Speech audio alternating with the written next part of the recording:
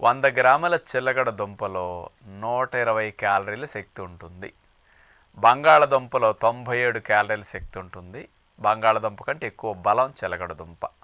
పిండి పదార్థాలు ఎక్కువ ఉంటాయి, రుచిగా ఉంటుందన్నమాట. బంగాళదుంప చప్పగా ఉంటుంది, చిలకడ దుంప తీపిగా ఉంటుంది, లైట్ తీపి.